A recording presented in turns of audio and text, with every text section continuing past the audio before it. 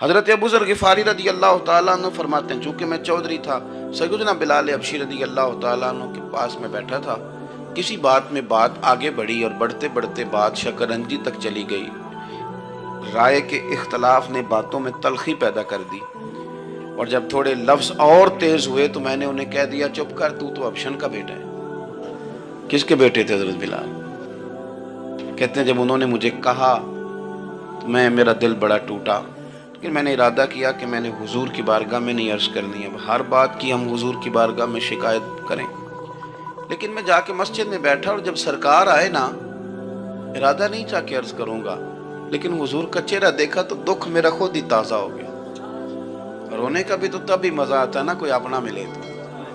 فرماتے ہیں کہ میرے آنسو نہ بغیر اختیار کے چھلک پڑے اور میں کھل کے روئے، کھل کے۔ قربان جاؤں محبوب کے بھی حضور نے پاس نہیں بلایا، بلکہ نبی پاک اٹھ کے خود میرے پاس آئے اور مجھے کندھوں سے پکڑ کے سینے سے لگایا، اور جب میں کھل کے رو لیا تو حضور میرے آنسو پوچھنے لگے۔ کچھ شعر ایسے ہوتے ہیں جو کسی نے کہے ہوتے ہیں، اور کہنے والا جو ہوتا ہے وہ صاحب حال ہوتا ہے، تو اس میں کچھ خوبصورتی زیادہ ہی ہو جاتی ہے۔ ایک پنجابی کے شاعر ہمارے گجرات میں گزرے، بزرگ تھے، ان کا ایک شعر ہے، وہ کہتے ہیں ایک واری میری آنکھیاں چوں اونا نے اتھرو پونجے سن، ایک واری میری آنکھیاں چوں اونا نے اتھرو پونجے سن، ہن تے چسکا پہ گیا رونے دا۔ ایک واری میری آنکھیاں چوں اونا نے اتھرو پونجے سن، ہن تے چسکا پہ گیا رونے دا، تے ہر ویلے آہو زاری دا۔ تو میں روز رونے لگا ہوں، مزہ ہی بڑا آیا ہے جب سے محبوب نے چپ کرانا شروع کیا۔ میرے عزیز، اور پھر حضرت بلال حبشی رضی اللہ تعالیٰ عنہ چونکہ حضور کے غلام تھے اور انہیں پتہ تھا کہ سرکار میری ناز برداری کرتے ہیں، حضور نے چپ کرایا۔ فرمایا کیوں روتے ہو؟ تو عرض کرنے لگے یا رسول اللہ صلی اللہ علیہ وسلم، اگر میں ابشن کا بیٹا ہوں تو میری تو غلطی کوئی نہیں نا، یہ تو تقسیم اللہ کی ہے نا۔ الذی خلقک فسواک فعدلک فی ای صورت ما شاء رکبک، جس طرح وہ چاہتا ہے، جس کو چاہتا ہے اس طرح کی اس کی صورت بنا دیتا ہے۔ تو مجھے ابشن کا بیٹا کہا جاتا ہے، میری غلطی کیا ہے؟ حضرت بلال نے بھی نہیں بتایا کس نے کہا، لیکن نبی پاک صلی اللہ علیہ وسلم نے کیا فرمایا؟ امام یوسف صالحی نے لکھا ہے، ذرا غور کرنا بات پر، تسلیاں لوگ اور رنگ میں بھی دیتے ہیں، پر یہ تسلی بڑی انوکھی ہے۔ حضور فرمانے لگے بلال اگر تو ابشن کا بیٹا تو پریشان کیوں ہوتا ہے؟ کالے رنگ والی ماں کا بیٹا ہے تو پریشان کیوں ہوتا ہے اگر تیری والدہ کا رنگ کالا ہے تو؟ عرض کی حضور آپ کیا فرمانا چاہتے ہیں؟ تو سرکار فرمانے لگے میں دو ماؤں کا بیٹا ہوں، ایک جناب آمنہ جنہوں نے مجھے پیدا کیا، اور ایک حضرت ام ایمن جنہوں نے میری پرورش کی، مجھے بڑا کیا۔ حضور فرمانے لگے میری ماں آمنہ کا رنگ گورا تھا اور میری ماں ام ایمن کا رنگ کالا ہے۔ تو فرمایا اگر تجھے کسی نے کالے رنگ والی ماں کا بیٹا کہا تو اسے کہہ دینا مدینے والے محبوب کے بھی تو ایک والدہ کا رنگ کالا ہے، تو کہہ دینا۔ حضرت بلال کہتے ہیں کہ وہ اس طرح کی تسلی تھی، طفل تسلیاں نہیں جس طرح کی ہمیں دی جاتی، وہ اس طرح کی خوبصورت تسلی تھی کہ اس کے بعد میرا دل ایسا ٹھنڈا ہوا، پھر کسی کا تانا نہیں رہا، پھر کسی کی تکلیف نہیں رہی۔ رسول پاک صلی اللہ تعالی علیہ وسلم نے یہ جو آج تقسیم ہے ہمارے ہاں اونچ نیچ کی، چھوٹے بڑے کی، ذات برادری کی، حضور فرماتے ہیں میں نے پاؤں کے نیچے رکھ کے کچل دی، اب اس کا کوئی سٹیٹس نہیں رہا، اب یہ کوئی معاملہ نہیں۔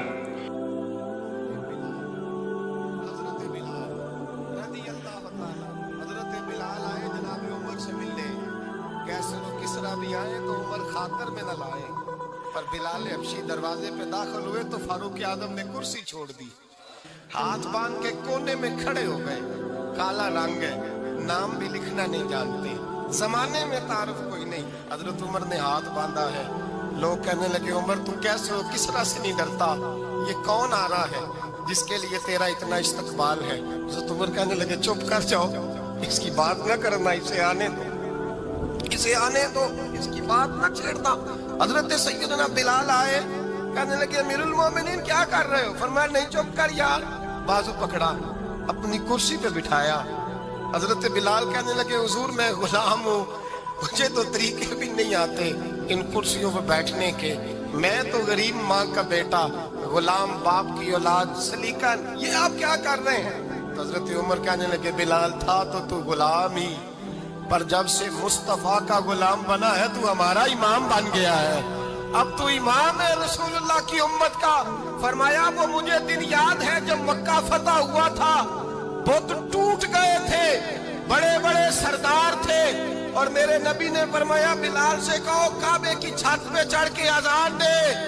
तो लोगों ने कहा हुजूर ये सारे जल गए हैं, किसी और की ड्यूटी लगा दे। हुजूर ने फरमाया चुप करो, बदर में मार खा के अजान पड़े तो बिलाल, ओहद में पत्थर बरसे अजान पड़े तो बिलाल, तपते सहराओं में पड़े तो बिलाल, हर जगह मार खाए तो बिलाल।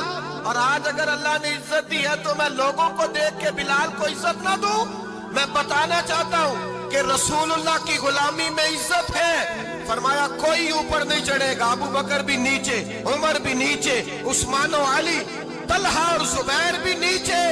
आज ये हबशी गुलाम काबे की छत पे चढ़ेगा और मैं दुनिया को बताऊंगा कि असल इज्जत उसी के पास होती है जो रसूलुल्लाह का गुलाम हुआ करता है। भाई याद रखें, इज्जत हुजूर की गुलामी में है, ना ये देखो मेरी बरात पुकारते। तो मेरे रसूल करीम अलैहिस्सलाम ने फरमाया भाई मेरे रब का हुक्म आ गया, बैठना तो बैठो, नहीं बैठना तो ना बैठो, लेकिन मेरे साथ बिलाल हबशी जरूर बैठेगा, अम्मार बिन यासर जरूर बैठेगा, सुहैब रूमी जरूर बैठेगा। फरमाया ये गुरबा मसाकीन मेरे गिर्द जरूर बैठेंगे, ये जरूर बैठेंगे। एक कोने में, हरम शरीफ के कोने में बैठ के रसूल पाक रो रहे हैं। जनाब सिद्दीक अकबर ने कहा हुजूर क्या हुआ? फरमाया अबू बकर सोच रहा हूँ खुदा अगर मुझे पैसे दे तो मैं बिलाल को खरीद लूं, अगर रब पैसे दे तो खरीद लूं, सोच रहा हूँ। जनाब अबू बकर सिद्दीक घर गए, घर जाके हजरत अब्बास को भेजा, कहा उमैया मेरा मुखालिफ है, मुझसे वो बात नहीं करेगा, आप जाइए, आप जाके कहिए बिलाल को बेच डाले। हजरत अब्बास ने जाके कहा बिलाल को बेच दो। कहने लगा मेरी कीमत बहुत ज्यादा है, 50 दिनार का मैंने खरीदा है और मैं मुनाफा लेके बेचूंगा। हजरत अब्बास ने आके जनाब सिद्दीक अकबर को बताया तो अबू बकर सिद्दीक फरमाने लगे चल मुझे साथ ही ले जा, देख लेते। पहुंचे, जब अबू बकर सिद्दीक को आते देखा ना तो चिढ़ गया, कहने लगा अबू बकर अगर तू बिलाल को खरीदना चाहे तो वो जो तेरे पास रूमी गुलाम है वो मुझे देना पड़ेगा, 2 लौंडियां उसके साथ देनी पड़ेगी, और ये 50 दिनार का है, मैं तुझसे 2000 दिनार लूंगा, 50 दिनार का है, 2000 दिनार लूंगा। हजरत सिद्दीक अकबर रज़ी अल्लाह ताला अन्हु ने फरमाया मुझे मंजूर है, मुझे मंजूर है, मंजूर है मुझे। तो अबू बकर सिद्दीक ने वो तीनों गैर मुस्लिम गुलाम लिए, 2000 दिनार लिए। हजरत अब्बास ने भी कलमा नहीं पढ़ा था, कहने लगे अबू बकर तू कामयाब ताजर है, क्या करने लगे हो? तो हजरत अबू बकर सिद्दीक कहने लगे आपने भी कलमा नहीं पढ़ा, आपको इस सौदे का पता नहीं, आप अभी इस लज्जत आशनाई से वाकिफ नहीं, आपने भी ये जायका चखा नहीं, आप अभी इस राह से गुजरे नहीं, आपको पता नहीं ये भी एक जायका है, ये भी एक सौदा है, ये भी एक लज्जत है, ये भी एक गहराई है, ये भी एक मजा है, इसका भी आपको इल्म नहीं, आपने कलमा नहीं ना पढ़ा। मोहब्बत को समझना है तो ना से खुद मोहब्बत कर, किनारे से कभी अंदाजा तूफान नहीं होता। फरमाया अभी तू राह गुजर में है, कहते मकाम से गुजर, अभी जरा आगे चलेंगे ना, जब आप कलमा पढ़ेंगे तो आपको पता चलेगा। हजरत सैयदना बिलाल हबशी को लेने के लिए सिद्दीक अकबर पहुंचे, 2000 दिनार, 3 गुलाम पढ़े लिखे सियाने समझदार, जब दिए ना तो उमैया खिलखिला के हंसा, कहने लगा अबू बकर बड़े घाटे का सौदा किया तूने, अबू बकर तूने बड़े घाटे का सौदा किया है, ये पढ़ा लिखा मुझे दे के जा रहा है और ये अनपढ़ तू लेके जा रहा है, ये खूबसूरत रूमी गुलाम दे के जा रहा है और ये हबशी काले रंग का तू लेके जा रहा है, और 50 दिनार का गुलाम 2000 दिनार में तू लेके जा रहा है, इतने घाटे का सौदा, इतनी बड़ी नादानी। हजरत जनाब सैयदना सिद्दीक अकबर रज़ी अल्लाह ताला कहने लगे उमैया तू काफर है, लेकिन तूने अभी भी पैसे थोड़े मांगे हैं, तूने बिलाल का रंग देखा है, मैंने मुस्तफा के इश्क का रंग देखा है। फरमाया तू अभी इसके रंग में उलझा हुआ है और मैं जो इसके बातन का हुस्न है वहां तक पहुंच गया हूं। हजरत सैयदना बिलाल हबशी रज़ी अल्लाह ताला अन्हु साथ खड़े, जनाब अबू बकर सिद्दीक रज़ी अल्लाह ताला अन्हु ने इरशाद फरमाया अगर मैं यमन का हुक्मरान होता, यमन का बादशाह होता اور تو مجھے کہتا کہ بلال میں تب دوں گا جب تو مجھے یمن کی حکمرانی دے گا. فرمایا میں تجھے یمن کی حکمرانی بھی دے دیتا لیکن بلال کو ضرور خرید کے لے جاتا. حضرت بلال حبشی، جناب سیدنا بلال حبشی. حضرت سیدنا ابو بکر صدیق فرماتے ہیں جب میں بلال کو لینے گیا تو حال پتہ کیا تھا؟ ادھر دیکھیے گا.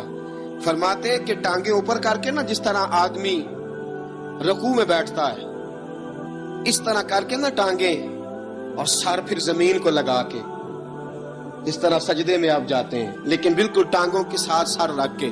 فرماتے ہیں 4 بھاری چکیاں ریت پہ حضرت بلال تھے، ان کے اوپر چکیاں رکھی ہوئی تھی. اور فرماتے ہیں حضرت بلال تھوڑی تھوڑی حرکت کرتے تھے تو وہ چکیاں جسم کے ساتھ لگتی تھی نا، پارٹ ان کے. فرماتے ہیں زخم بن گئے تھے، خون نکلتا تھا. فرماتے ہیں میں نے وہاں سے جا کے حضرت بلال کو نکالا، پیسے دیے، لے کے آیا تو جناب بلال کہنے لگے جلدی جلدی چلو حضور کے پاس، ذرا جلدی جلدی چلو، در مصطفیٰ پہ جلدی کرو. تو جناب سیدنا بلال حبشی رضی اللہ تعالیٰ عنہ کے جواب میں حضرت ابوبکر صدیق کہنے لگے بلال جلدی نہ کر، جب میں آیا تھا تو حضور تیرے لیے آنسو بہا رہے تھے. اگر تجھے اس حالت میں زخمی دیکھیں گے تو میرے مصطفیٰ کو اور زیادہ رونا پڑے گا. تو میرے ساتھ گھر چل، میں تجھے کپڑے پہناتا ہوں، میں تیرے زخموں پہ پٹی کرتا ہوں. حضرت ابوبکر صدیق مزاج شناسائے نبوت تھے نا، فرمایا چل میرے ساتھ، میں ذرا تیری مرم پٹی کر لوں، میں ذرا تیرا منہ دھو ڈال لوں، میں ذرا تجھے کنگھی کر لوں، تو میرے ساتھ چل. جناب بلال فرماتے ہیں جب سے پیدا ہوا تب سے غلام تھا، کبھی کسی نے میرے کپڑوں کی فکر نہیں کی تھی، مجھے تو امیہ 4 دن روٹی نہیں دیتا تھا. فرماتے ہیں جب میں گیا ابو بکر کے ساتھ، ابو بکر صدیق نے ایک چٹائی بچھائی، صدیق اکبر چٹائی کے اوپر میرے ساتھ بیٹھ گئے. فرماتے ابو بکر نے تیل منگایا، وہ تیل میرے زخموں پہ، ابو بکر صدیق نے وہ تیل میرے سر پہ، میری داڑھی پہ. فرماتے ہیں پھر کنگھا کیا، پھر ابو بکر صدیق نے ایک جوڑا منگایا، وہ کپڑے مجھے پہنائے. ابو بکر صدیق نے پگڑی منگوائی، وہ پگڑی کھول کے میرے سر پہ بندوائی. فرماتے ہیں ابو بکر نے مجھے تیار کیا، فرمایا تو آج جا رہا ہے در رسالت مآب پہ، در رسالت مآب پہ. آج تو پہنچ رہا ہے حضور کے دروازے پہ، بن کے جوگن مدینے نو جاواں گی میں، جو بیتی نبی نو سناواں گی میں. حضرت جناب سیدنا، اور وہ کسی شاعر نے تو بڑی شاندار بات کی، اس نے کہا بڑی امید ہے سرکار قدموں میں بلائیں گے، کرم کی جب نظر ہوگی مدینے ہم بھی جائیں گے. اگر جانا مدینے میں ہوا ہم غم کے ماروں کا، مکینے گنبدے خضرا کو حال دل سنائیں گے. حضرت بلال حبشی رضی، ان کے دل میں بڑی امنگ تھی آج جاؤں گا در رسالت مآب پہ. ملا رومی لکھتے ہیں کہ جناب سیدنا صدیق اکبر نے سجایا سوارا، جناب بلال کے آنسو رکتے ہی نہیں. کہا باپ ہوتا ہے جو خدمتیں کرتا ہے. میں نے آنکھ کھولی تو باپ کا سایہ تو میں نے دیکھا ہی نہیں. اور فرمایا ماں تھی تو ماں جب بھی میں کام کر کے آتا تھا تو مجھے دیکھ کے میری اماں بس رو دیا کرتی تھی. 2-3 بہنیں تھیں، اور حضرت بلال فرمانے لگے ان بہنوں کو میں دیکھتا تھا تو وہ میرا حال دیکھ کے روتی تھی، اور جب وہ مجھے دیکھتی تھی تو میں رو دیا کرتا تھا. فرمایا ابو بکر میں نے تو یہ رنگ ڈھنگ دیکھے نہیں جو آج تو مجھے دکھا رہا ہے. جناب سیدنا صدیق اکبر رضی اللہ تعالیٰ عنہ بنا سوار کے نا حضرت بلال کا ہاتھ پکڑ کے سینے پہ رکھا. جناب بلال ہچکی لے کے روئے. حضرت ابو بکر صدیق نے فرمایا جتنا رونا یہاں رو لے، میں کائنات کے آنسو دیکھتا ہوں لیکن جب نبی کی آنکھوں میں آنسو دیکھتا ہوں تو دیکھے نہیں جاتے.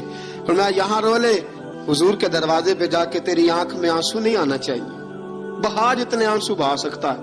حضرت بلال حبشی بھی روئے، جناب صدیق اکبر بھی روئے.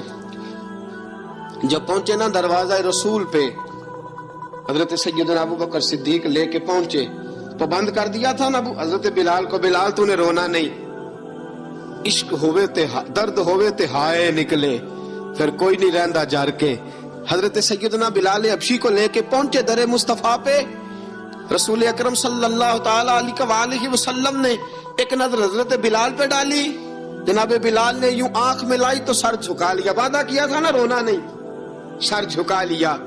اب دوسری نظر نبی کریم صلی اللہ تعالی علیہ وسلم نے جب اٹھائی نا حضرت ابوبکر صدیق کی طرف تو حضور نے فرمایا صدیق تیرا شکریہ، ابو بکر اللہ تجھے جزا دے. جب رسول پاک کی زبان سے یہ لفظ نکلے تو جناب صدیق اکبر نے ہاتھ اٹھائے، یوں ہاتھ باندھے جب رسول پاک کے سامنے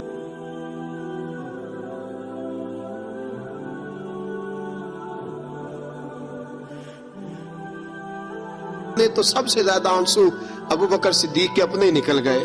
کہا یا رسول اللہ میں غریب بے نوا، تو امیر حرم، تو کجا من کجا۔ کہا حضور یہ شکریہ کے لفظ، یا رسول اللہ میں کہاں اور آپ کا شکریہ کہاں۔ نبی پاک صلی اللہ علیہ وسلم نے فرمایا ابو بکر کاش تو تھوڑے سے پیسے میرے بھی ملا لیتا، بلال کو خریدنے میں میرا بھی حصہ ڈال لیتا، میں چاہتا تھا۔ ابو بکر پھر روئے، کہا یا رسول اللہ میرے پیسے کس کے ہیں؟ آقا میں بھی آپ کا، یہ بھی آپ کے۔ جناب سیدنا بلال حبشی رضی اللہ تعالیٰ عنہ کی طرف حضور نے دیکھا تو فرمایا بلال آ یار ذرا سینے سے تو لگ جا۔ اب حضرت بلال دوڑے جب رسول پاک کے سینے سے لگے تو ایک جملہ میرے محبوب کی زبان سے فرمایا بلال تو نے بڑی سختیاں برداشت کی ہیں، تجھے میرا اللہ ہی جزا عطا فرمائے گا، تو نے بڑے دکھ دیکھے ہیں۔ اب سیدنا بلال تڑپے، رسول پاک صلی اللہ تعالی علیہ وسلم بھی روئے۔ حضور نے اپنے ساتھ بٹھا لیا سیدنا بلال کو، حضور نے گھر پیغام بھیجا، فرمایا ختیجہ گھر میں کچھ ہے تو بھیجو، بلال آیا ہے۔ اب حضرت خدیجہ الکبریٰ اندر سے کیا آواز دیتی ہیں؟ کہتے ہیں حضور مبارک ہو، اللہ نے بلال کو آزادی عطا فرما دی۔ وفاشار بیوی اندر سے۔ اب حضرت سیدنا زینب رضی اللہ تعالی عنہا میرے محبوب کی شہزادی، چھوٹی سی عمر ہے، ایک برتن کے اندر کھجوریں لے کے آئیں، ایک برتن میں کھجوریں۔ اب لا کے جب کھجوریں رکھی نا تو سیدنا صدیق اکبر نے ہاتھ بڑھایا کھجوریں اٹھانے کے لیے تاکہ میں دوں۔ حضور نے فرمایا نہ ابو بکر، بلال پہلے دن آیا ہے، پہلے تو نے جتنی خدمت کرنی تھی تو گھر کر کے آیا، میری باری ہے۔ حضرت بلال حبشی فرماتے ہیں کائنات میں میں نے اتنا پیار کبھی دیکھا ہی نہیں تھا، 30 سال سے زیادہ میری عمر تھی، مجھے تو کبھی کسی نے پاس بٹھا کے کھانا کھلایا ہی نہیں۔ فرماتے ہیں رسول پاک سخت کھجوریں سائیڈ پہ کرتے، اندر سے نرم کھجور نکالتے، اس کھجور سے تھوڑا سا چھلکا جدا کرتے، فرماتے ہیں پھر اس کو توڑتے، اس کے اندر سے وہ گھٹلیاں اتار کے حضور ایک سائیڈ پہ کرتے، وہ نرم کھجور رسول جب میری طرف بڑھاتے، حضرت بلال فرماتے ہیں بھوک تو بڑی تھی لیکن آج بھوک ساری بھول گئی تھی، آج مجھے یوں لگتا تھا جیسے میں زمین پہ نہیں عرش کی بلندیوں پہ بیٹھا ہوا ہوں، آج لگتا تھا کائنات کی ساری نعمتیں، ساری رحمتیں، سارا کرم، ساری عطا، سارا فضل، ساری عنایتیں میری جھولی میں گر گئی ہیں۔ فرماتے ہیں رسول پاک صلی اللہ تعالی علیہ وسلم نے مجھے بڑے محبت سے بٹھایا، حضور علیہ السلام نے محبت سے کھلایا، دودھ پلایا۔ فرماتے بڑا پیار کر کے نا تو جناب سیدنا صدیق اکبر نے کہا حضور بلال کی ڈیوٹی کیا ہوگی، حضور بلال کی ڈیوٹی کیا ہوگی؟ حضرت بلال کہنے لگے حضور میں فارغ رہنے کا تو عادی نہیں، میں تو جفا کا آدمی ہوں، محنت کرنے والا، ڈیوٹی کیا ہوگی؟ رسول پاک نے فرمایا بلال یہ میرا گھر ہے، آج کے بعد میرا نہیں، یہ تیرا گھر ہے۔ فرمایا میں مصروف ہوتا ہوں تبلیغ کے کاموں میں، گھر کیا لانا ہے وہ تیری ذمہ داری ہے، کہاں سے لانا ہے وہ بھی تیری ذمہ داری ہے، پیسے کہاں سے آئیں گے میں تجھے بتلاؤں گا، کہاں لگانے ہیں تجھے ایک دفعہ بتاؤں گا، پھر تو لایا کرے گا، تو ہی لگایا کرے گا۔ فرمایا میرا پرسنل سیکٹری بن کے رہے گا، تو خاص مقام تجھے دیا جائے گا۔ حضرت سیدنا بلال حبشی رضی اللہ تعالی عنہ کو رسول اکرم صلی اللہ تعالی علیہ وسلم نے اس کام پر مقرر فرما دیا۔ اب دیکھیے حضرت بلال رضی اللہ تعالی عنہ جب در مصطفیٰ صلی اللہ تعالی علیہ وسلم پر پہنچ جاتے ہیں اور پہنچنے کے بعد کیا مسئلہ ہے جی، کیوں نہیں چل رہا؟ درود پاک پڑھی الصلاۃ والسلام علیک یا کی گل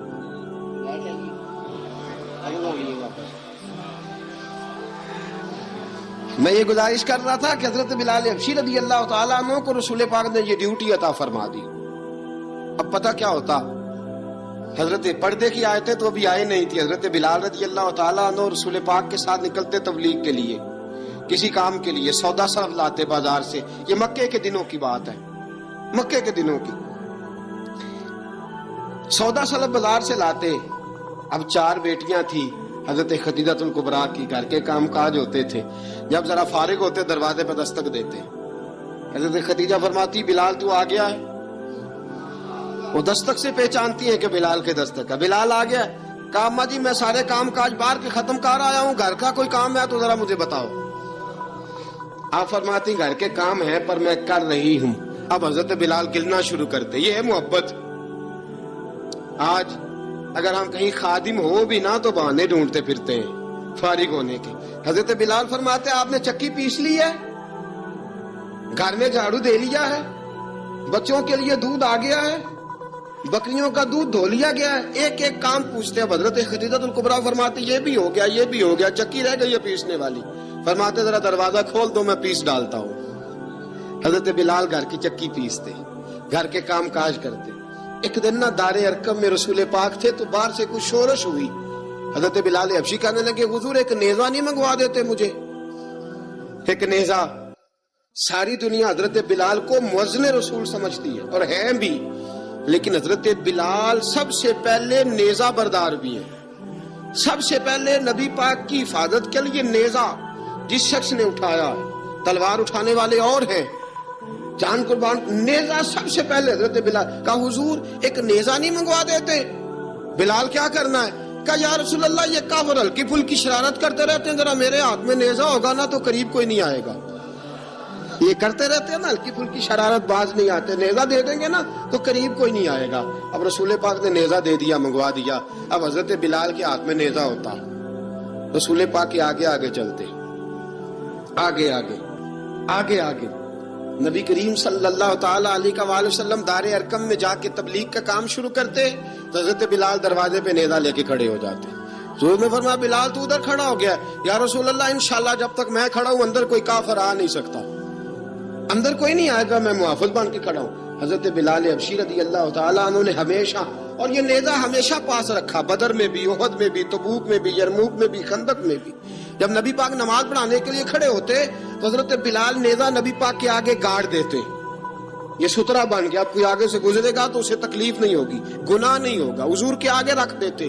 حضرت بلال حبشی نے مکے کے 13 سال سابقون الاولون میں سے ہیں,